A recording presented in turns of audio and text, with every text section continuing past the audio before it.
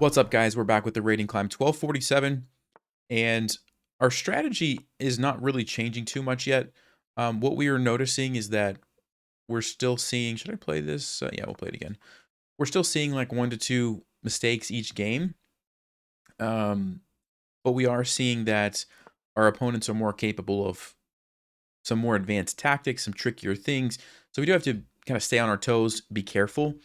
But I'm not going to do anything drastic to change my strategy as of yet. Let's just play d3. We'll just play kind of a slow game here. A little bit passive, but we're just defending our pawn, not doing anything really fancy. We'll bring the knight out first. We'll kind of stick with the principal knights before bishops. I was going to play bishop g5. Don't think that it necessarily matters. Probably play that next move. Okay, so let's go ahead and we have the pin here. We might play knight to d5 to attack that. Pretty common idea here. Knight to d4, interesting move. So black might be trying to do the same thing. I don't really know. I think I will just go ahead and trade it off and then hop in with the knight is what I'm thinking. If the bishop takes, there is this, but we can always play rook to b1. And I think the fact that we're opening up the king is going to be worth it. So let's go ahead and make that trade. And okay, he takes with the pawn, so we don't even have to worry about the bishop coming here anymore. And I think I'm still going to go ahead and attack this. And the reason that this is so good for us is because black doesn't have a way to defend the knight anymore. You can't defend it with this knight because that's gone. You can't defend it with the bishop because it's blocked off from defending. And yeah, black has to basically do something like this, which is going to allow us to trade here and open up their king, right? Because they can't recapture with the queen because we have 2 pieces. And as soon as they take this way, the king is exposed. So now the question is, which way is better for us? And this one looks pretty nice because it's check, and after the recapture, we can actually just take this pawn, completely exposing the king. This is also good because the knight can be a nice attacker of the king. But in this case, I think because we can guarantee that we win the pawn and open up the king, and still we're going to be able to attack it. I think it makes more sense to take with the knight. And so that was a pretty big mistake, I would say. It's not a mistake in the sense that they blundered a piece, but allowing the king to be opened up is a very big strategic mistake, right? And you're going to see, okay. Interesting move. I guess the idea is that if we move our knight, they're going to try to take our bishop. So very clever idea. I'm just thinking surely that doesn't work. So let's just see. Maybe queen h5 looks pretty good. The point is that if the pawn takes the knight, we're still going to be coming in here with the queen and the bishop.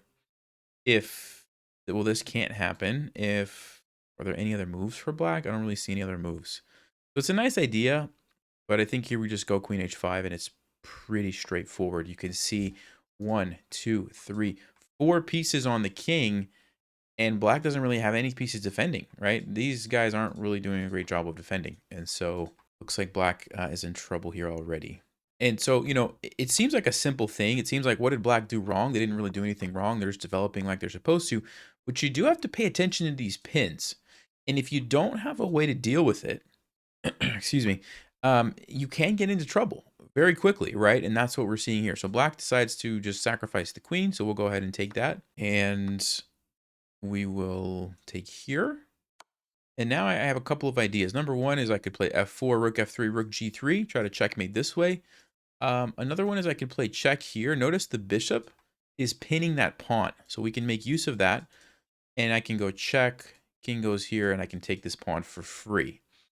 I don't actually know if I even care about taking that pawn. And the reason is it's kind of like in the way. It stops black from moving. I mean, not that they can really move that anyway, but it sort of like jams up the position a little bit more.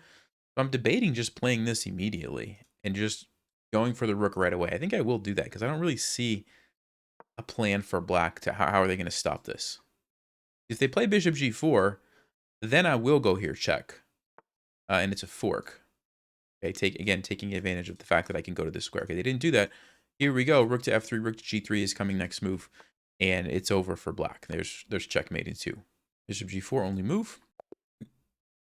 Okay, and we do get the resignation. So yeah, just real quickly, we'll take a look at the game review. And 99.9. So we played basically a perfect game. But it really wasn't too difficult for us because it was pretty straightforward. Like, we're just developing our pieces, right? We're defending, we're developing. And we created a pin here, and this is the moment when black needed to react. Black needed to say, okay, there's a pin, and what could potentially happen next move, knight to d5, and black had to maybe play h6 now, because if you can force this trade now, your queen can come out, and you don't have to expose your king. Or start thinking of a way to defend this. Now, in this case, it's not really that easy, but maybe I'm thinking like bishop e6 could have been a good move, because then if I play knight to d5, they have the option to trade. They get rid of that knight and they relieve some pressure on the pinned piece. So always be careful when you have a pinned piece like this. You have to kind of react a move ahead. You can't wait till it's too late, and that's what our opponent did here, okay? So let's play another game. All right, we're playing against a 1285, so they are a little bit higher rated. So let's play d5. And looks like we're going to see a London. So I'm not going to do anything fancy. I'm just going to develop my pieces. We'll go ahead and let white kind of do their thing. All right, so we'll just play e6. They do put me in check, which I'm fine with that because I can play c6 with tempo. It's kind of a wasted move for white, right? They had to spend a move going back here, and I was able to get this for free, essentially. So I'll play bishop to d6, just developing, getting ready to castle. And again, not doing anything fancy. So let's go ahead and castle. Okay, so I think what I'm going to do is trade that. And the reason is I would like to continue developing and get ready to play e5. But I can't go here right now, right? Or I'll lose my bishop. So I'm going to go ahead and take it. Now, it does open up the rook. But I'm not super concerned at the moment because there's not really anything else to pair up that rook with. I mean, yeah, the knight can go to g5, but I already have it defended. Bishop's not really on that diagonal. Now it could maneuver there in the future, so I'm going to be keeping an eye on that. But I'm also thinking white probably wants to castle, and so because of that, I'm not like super scared about this. Okay, so let's think. Let's keep developing, and ideally I'd like to play maybe rook e8 and e5. Okay, so our opponent is bringing up the queen. So now I am paying a little bit more attention because now it's a queen and a rook. And if I move my knight, that's checkmate, potentially, if I move it to the wrong square. So I'm going to just keep that in the back of my mind. But the question that I'm asking myself is, can white easily get rid of this knight so that I would get checkmate? The answer is no. They can't easily get rid of this knight. Even if they were to like somehow attack it with the knight, I could still recapture here. The only thing that maybe concerns me would be the move g4, g5. That's it. But I'm noticing that I have knight to e4 in that case. So again, I'm not super concerned. I think I can safely continue on with my plan. So let's play rook to e8, getting ready to play e5. Once I can break with e5, okay, that's probably a good move by our opponent. So they're kind of stopping me from pushing forward. I heard some screaming in the house. One of our kids got distracted. Okay, so good move by our opponent, I was saying, because I wanted to play e5 and I can't. So let's think through this. We have to be careful. If we take, the pawn takes, and now we have to move our knight. That's starting to look pretty dangerous because of the checkmate threat. So what I'm leaning towards here is maybe just playing the move h6. Now you want to be careful moving pawns around your king, but in this case, one idea is that it does stop the checkmate. The other move that I'm thinking about playing is queen to a5, just kind of saying, you know what, I'm okay right now. The knight is still there. Queen a5 is a fork. White would have to play knight to c3, and then I could potentially play knight to e4. But there again, there's this f3 move, which I say again, I don't know if I talked about it before, but f3 might be a problem because of this. So it's already kind of a tricky position, actually. So let's think through this carefully. The issue with h6 is what happens after g4. Looks like I would just be able to take and take here, and I think that's fine. So yeah, maybe I will, just to relieve the idea of checkmate here, so I don't have to worry about that. I'll go ahead and play h6. I think that makes sense. Okay, so c3. Bishop c2 is a move that's coming to my mind. Lots of kids are screaming in our house, so I'm very distracted. So you see me just randomly look off into the distance. That's what's going on. Okay, it's that season for us. All right. What's happening in this position? So bishop c2. Yeah, bishop c2 is a move that could be dangerous because of, again, the checkmate threat. It's covered right now, but I do want to keep an eye on that. And this knight is very annoying. Like, that was a really powerful move by our opponent, stopping me from playing e5. Very, very powerful move. So I'm trying to think through how do I want to deal with this? And I'm not actually sure yet. I might play knight to f8. And what knight to f8 does that I really like is it, again, deals with this. That after like bishop c2, I I can freely move this knight and I'm fine. So I think I am going to actually do that. I don't really see the benefit of taking here. I guess I could take there, play knight to g4, and then how do you do with the checkmate threat? Maybe, yeah. I think I'm going to go ahead and do this. So let's play knight to f8. So here we go. Now you can see the point. Knight to f8 stops that. And now we can kind of continue on with other ideas. So maybe knight to e4, just kind of shutting down that diagonal and centralizing my knight. Of course, it can get kicked away, but then I could take over here, which actually looks pretty good. Yeah, so maybe I will play knight to e4. And you can see the drawback of not developing this bishop, right? Like, it's just kind of sitting there. And so that's one of the drawbacks of playing the way that I did, very passively, not doing anything with that, right? So let's go ahead and take this.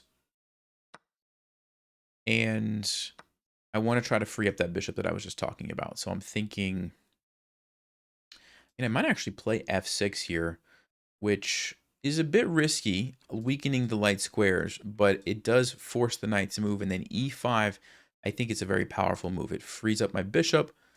It's striking at the center. If I get e4 in, it completely shuts down white's pieces. The only move that I have to kind of consider is what happens after knight here. Because that's sort of a dangerous move. So let's think through this carefully. Knight to g6, we could play e5. And after the trade, we could take with the king. Yes, the queen could come in, but then we could probably play e4, shut down the bishop. It's still kind of tricky. Still not sure if that's what I want to do. Yeah, I think it's okay. So it's a little bit tricky. I was kind of calculating some things there, but I think we can get away with it. And basically what I'm saying is the weaknesses that I'm creating here along the light squares, it's a trade-off in that I'm going to get to push in the center and activate my rook and my bishop and potentially shut down this diagonal with e4. So that's kind of the idea. All right, knight g4. So let's keep an eye out for sacrifices here. But I'm still wanting to play e5, e4. We've got the light squares covered with the knight, so I think that's fine. Let's go ahead and play e5.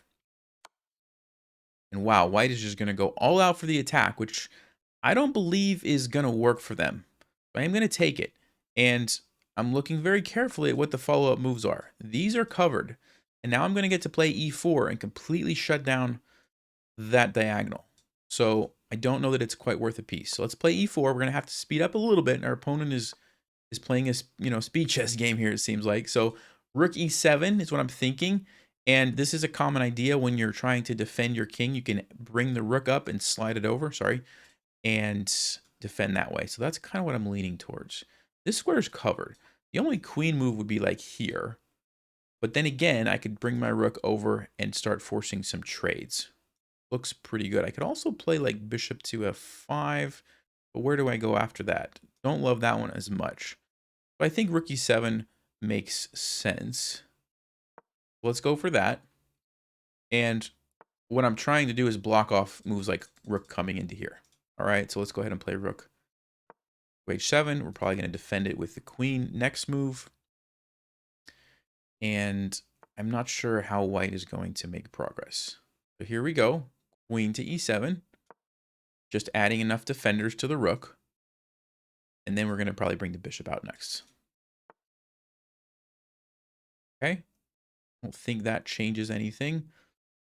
I'm actually wondering, do I want to take here right away and play queen h7? Because that does force the trade, which is really what I want. So actually, I think I will do that. Because if the queen takes here, we actually grab the rook. Okay, so here we go. Simplifying the position because I am ahead the piece, but I'm trying to survive the attack. So queen to h7, have to go faster just so that I don't lose on time. We'll take this. Now we've survived the attack. We have an extra piece. And basically, let's just develop and finish out the game here. Trading is good. I can, go into an endgame up the piece. That's going to be fine. Go back here. Okay, let's play king g7. I want to get the rook over to the h file. This is a nice outpost for my knight, so I'm looking at that move next. First, I'll probably bring the rook over. Here we go. Let's see if we can trade off these guys.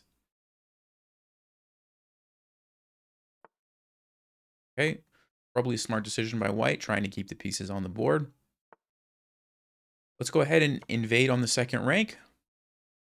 And it's blocked off over here, so I can't really do much at the moment on this side of the board. So what I'm going to do is migrate my king over to the queen side and start to open up some of the position over there. So let's go ahead and do that.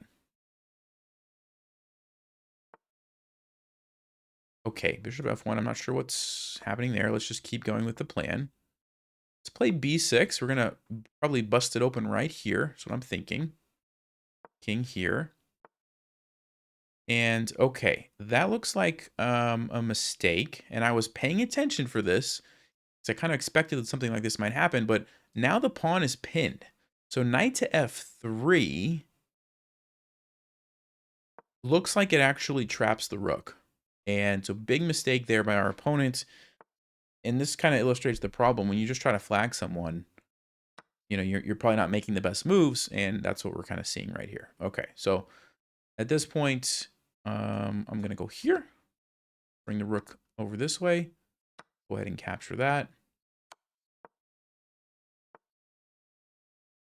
And yeah, we'll come back here. I'm going to relocate this bishop.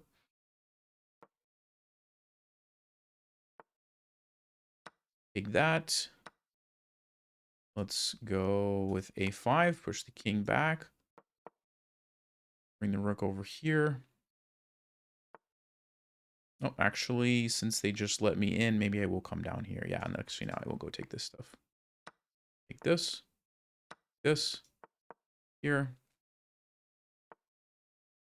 Trade the bishops, force that trade, and now it gets pretty easy. As long as we don't stalemate, we get a queen and we get checkmate.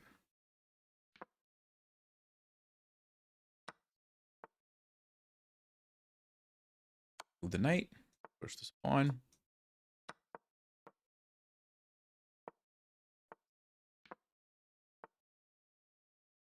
Okay, so let's make sure that the white king has a place to move. We don't want to stalemate.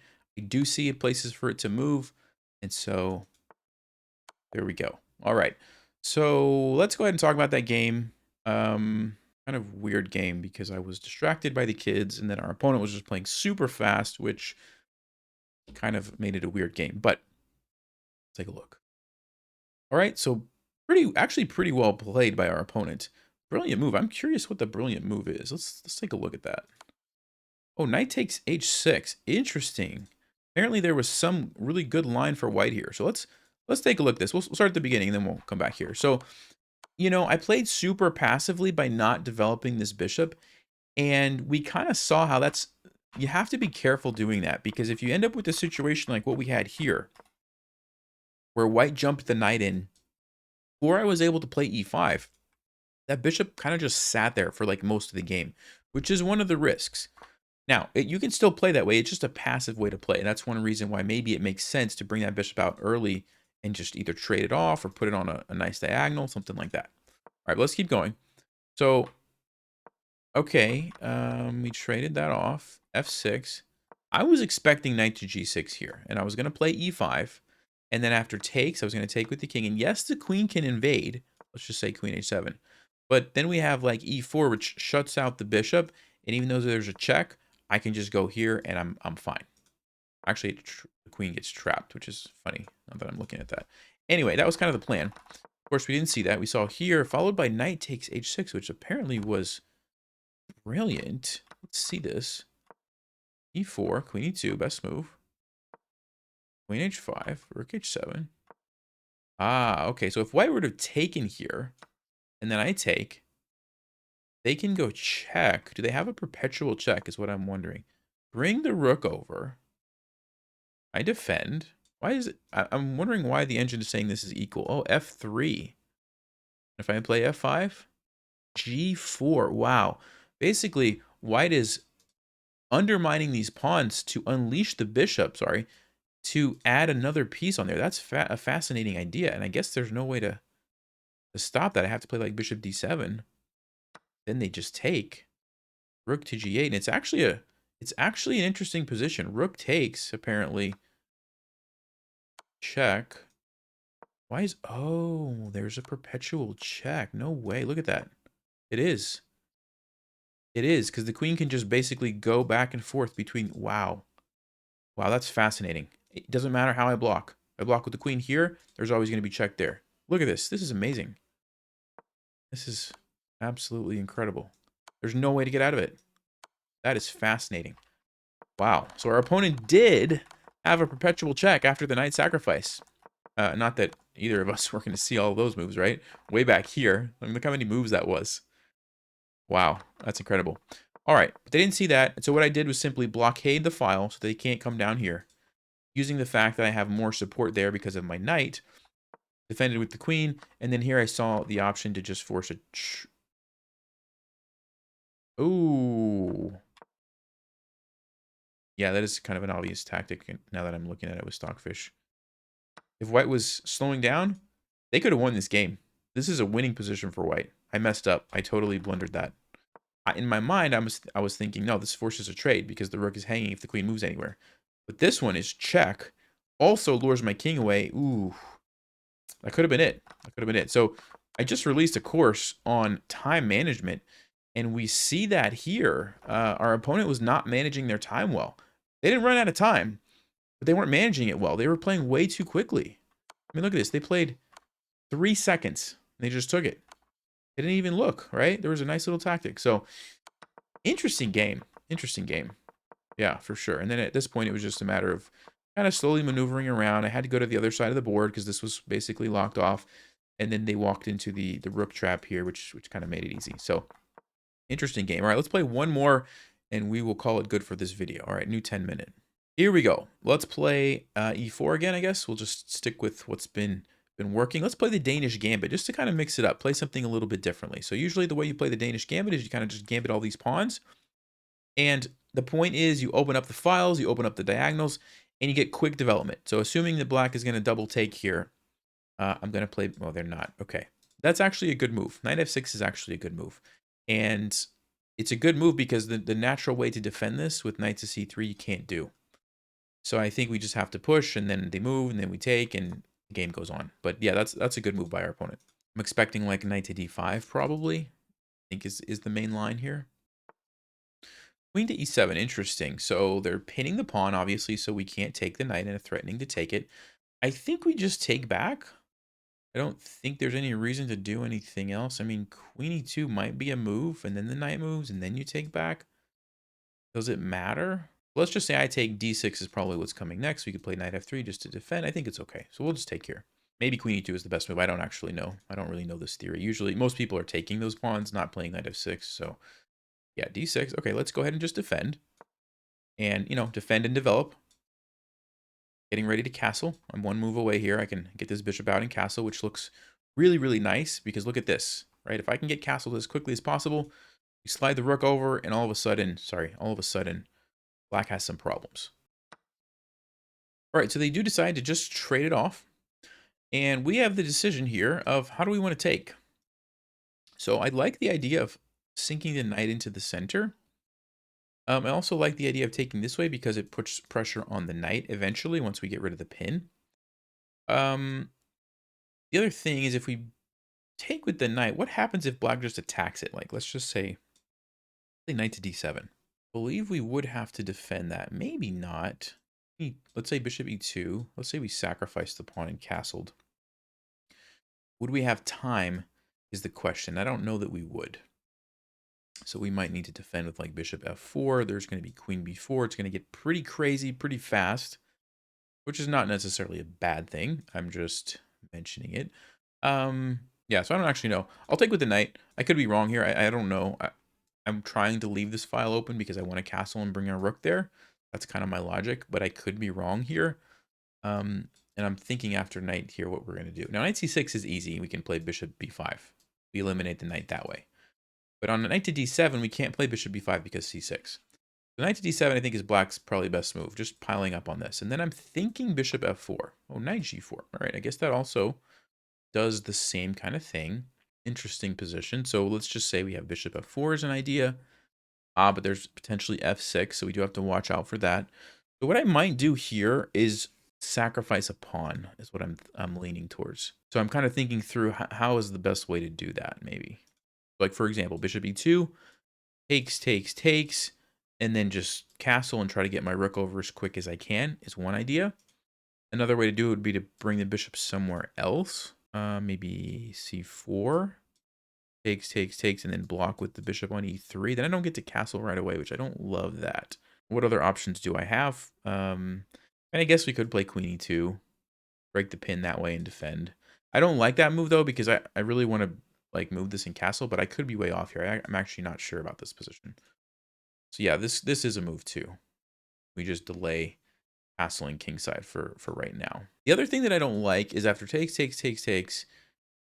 there's going to be, after we castle, there's going to be bishop to d6, which is kind of an annoying checkmate threat.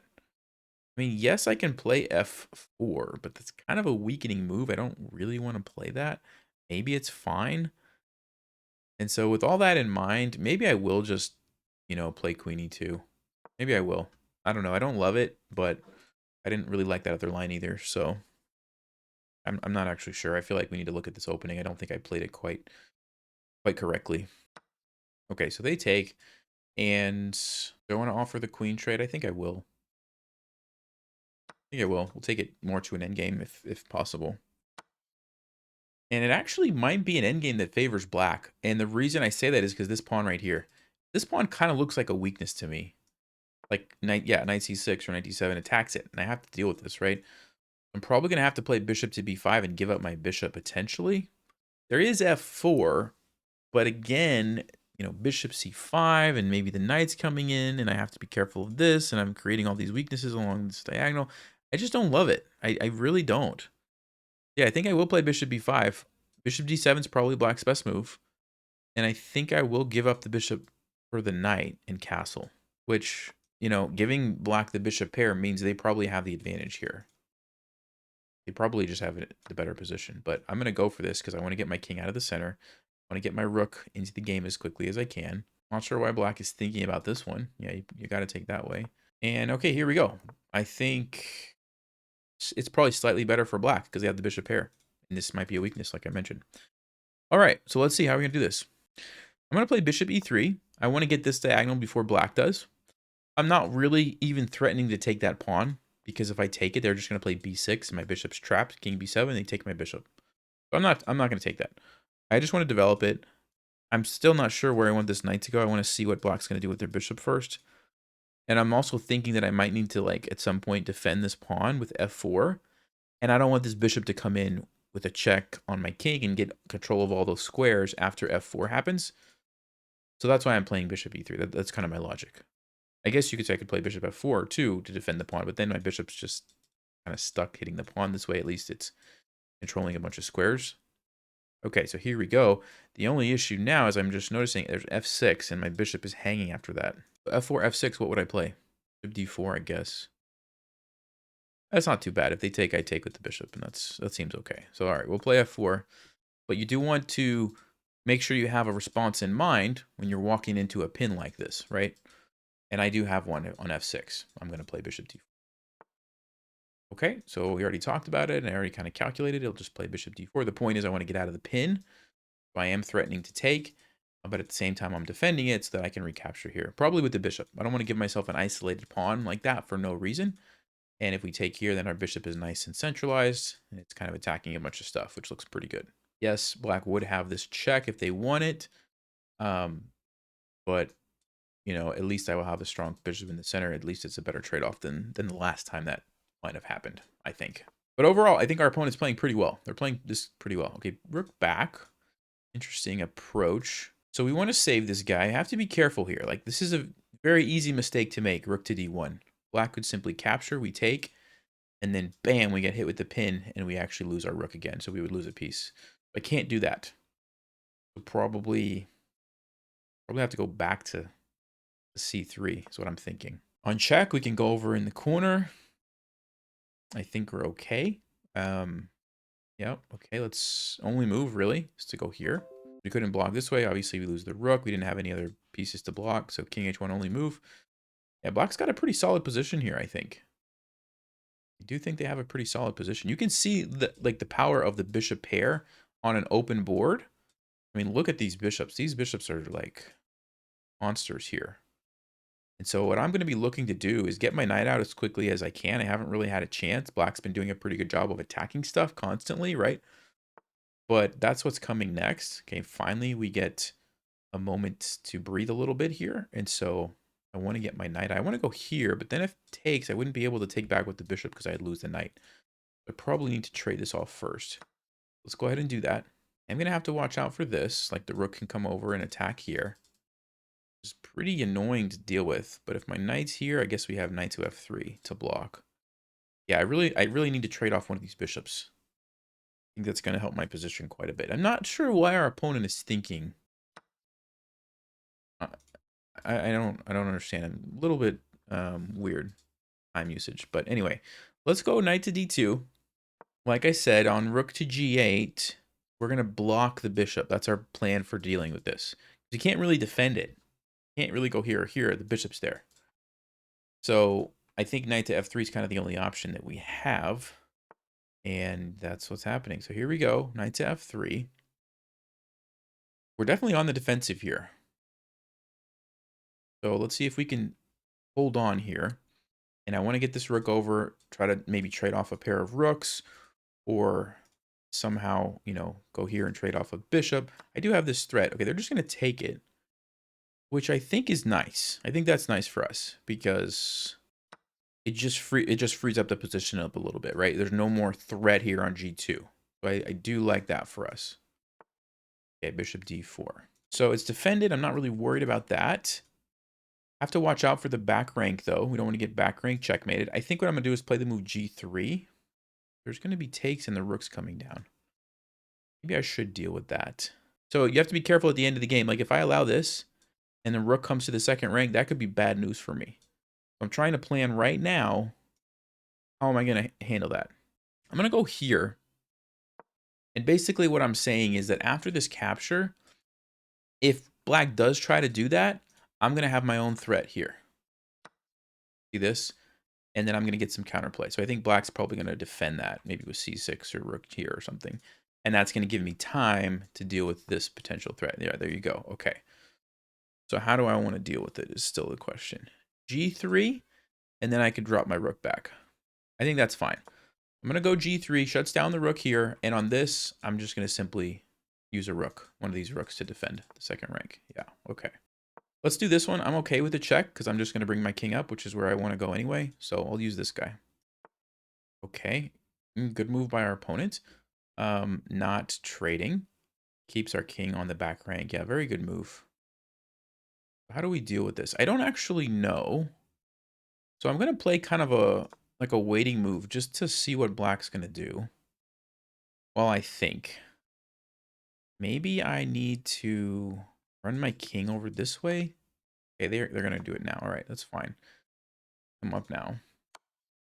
Okay, I don't want to trade because then I lose the pawn. I think we just go here. I believe that's fine. Everything is defended. Just take here. I don't know what black's next plan is going to be, but now I'm starting to think of my king being a weapon here to attack these pawns. Active king in the endgame win. So I was in trouble before when I couldn't move my king, but black kind of helped me out there by putting me in check. Allowed the king to escape and get into the game, which is a really big deal. Let's continue. And keep in mind, this is defended by my rook, so I'm not worried about that. And these are isolated pawns, so that's good news for me. b5. Okay, that's just a blunder. It blunders the pawn. I don't quite get it. I'm going to take it with check. And endgames can be an area of, you know, a tough area for a lot of players. And I think that's what we're seeing here. So I'm checking check. King goes here. Do I have a checkmate? It does look like checkmate to me. So here we go. And we did see a big mistake. It just took a while. Opponent was playing really well. So let's check the game review on this one. That was an interesting game. And I think I didn't play the opening very well. Yeah, 89. Okay. Opponent played decently, 76. Let's take a look at the game. So let's see here. We tried to play the Danish Gambit, and I was kind of hoping that they would accept, and we would go for the, you know, that line. This one, okay. E6 was a good move. Knight g4 was okay. Let's see what the best move was. I think it was 97 probably. Yeah, 97 was the best, but not a bad option. And yeah, kind of like I was saying, slight advantage for black because of the bishop pair. And this pawn is actually a target that I have to deal with. b5. And Stockfish does not like this. Yeah, Stockfish says that's not the way to do it. Should have played knight to c3, giving up this pawn because I have bishop f4. And what happens after bishop d6?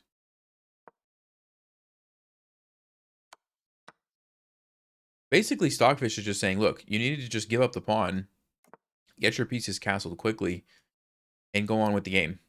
You're down a pawn, but at least you have active pieces now. That's what it wanted. By trying to hold on to the pawn, I had to give up my bishop. And Stockfish is basically saying, no, you're worse now. Even though you didn't lose the pawn, you're actually in a worse position, which just kind of shows you how powerful the bishop pair is in a game like this. Okay. Yeah, well played by our opponent here. They didn't really do anything wrong. They were attacking stuff. Maybe that trade. Yeah, if they just leave this here, it's going to be very difficult for me. Like Stockfish is saying, you just bring the rook up and double up here and pile up.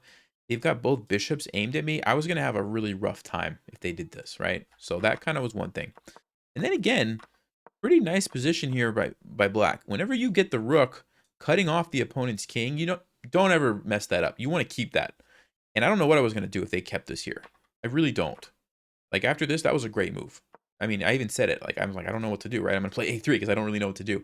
Thankfully, they made it very easy for me by allowing my king to come up and start attacking stuff, right? But if they don't play that move and they start bringing their king up, like let's just say king c7, I don't know what I was going to do. I mean, I probably would have to start pushing these pawns at some point. Maybe run my king this way, but that just takes so long. It takes 3 moves to come over here, and I'm still on the back rank. That's not what you want to do. I mean, if you imagine black has 3 moves to like activate their king, or I don't know, they could do whatever they want basically. So it's going to be a tough position. But like I mentioned, as soon as the king gets off, now I was pretty happy, and then black kind of fell apart. Even here though, this is probably should be a draw with correct play. But you know, like let's just say they take and bring the rook back, stop me from getting in with my king. It's going to be very difficult for me to win this game. Yes, maybe I can, you know, do something by infiltrating with my rook and king over here, but it was going to be tricky. Anyway, I hope that helps and you guys learned something from that.